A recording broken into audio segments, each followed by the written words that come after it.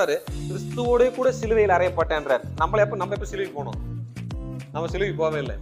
இந்த இந்த இந்த இந்த வசனத்தை இங்க புரிஞ்சுக்கிட்டீங்கன்னா உங்களுக்கு கிடைச்சிருக்கிற மேன்மை என்னன்னு தெரியும். நம்ம என்ன நினைச்சிட்டு இருக்கிறோம்?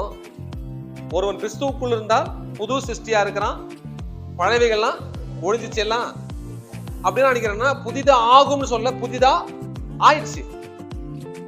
எப்பாச்சு அப்படின்னா, என்னைக்கு இயேசு கிறிஸ்து உனக்குள்ள வந்தாரோ அப்ப உனக்குள்ள நீ புது ஆளா மாறிட்டேன்னு அர்த்தம்.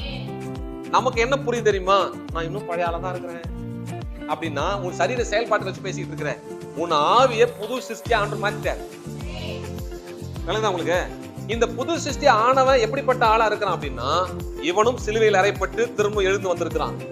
இப்ப நீங்க எப்படி வந்திருக்கிறீங்கன்னா, நீங்களும் சிலுவையில் அறையப்பட்டு இருக்கிறீர்கள். எப்படி அறையப்பட்டேன்? நான் இப்பதான் இருக்கிறேன். சிலுவை அறையப்பட்டு எப்ப ஆயிடுச்சு? 2000 வருஷம் ஆயிடுச்சு. 2000 வருஷம் முன்னாடி தானே சிலுவையில் அறையப்பட்டாரு. அப்ப நான் எப்படி அறையப்பட்டிருப்பேன் அப்படின்னா, இப்ப உங்களுக்குள்ள இருக்கிற ஆவி யாரோட ஆவின்னு சொன்னேன்? இயேசு கிறிஸ்துவின் ஆவி. இயேசு கிறிஸ்து சிலுவையில் அறையப்பட்டாரா? இயேசு கிறிஸ்து உயிர்த்தெழுந்தாரா? இப்ப அந்த ஆவி யாருக்குள்ள இருக்கு? இந்த ஆவி அந்த அனுபவங்களை தாண்டி தான் இப்ப எனக்குள்ள இருக்கு. இப்ப நான் இன்னைக்கு பிறந்திருக்கிறேன். எனக்குள்ள இருக்கிற ஆவி இயேசு கிறிஸ்துவின் ஆவியா இருக்கிறதுனால அந்த ஆவி மரித்து உயிர்த்தெழுந்து காலங்களை கடந்து இன்னைக்கு எனக்குள்ள வந்து வாழ்றார். இப்ப நான் என்னோட சரீரம் இன்னைக்கு வாழ்ந்துகிட்டு இருக்கு. ஆனா என் ஆவிக்கு என்ன ஒரு பெரிய பாக்கியம் கிடைச்சது தெரியுமா? நித்திய வாழ்க்கை என் ஆவிக்கு கிடைச்சிருக்குது. எப்பதுல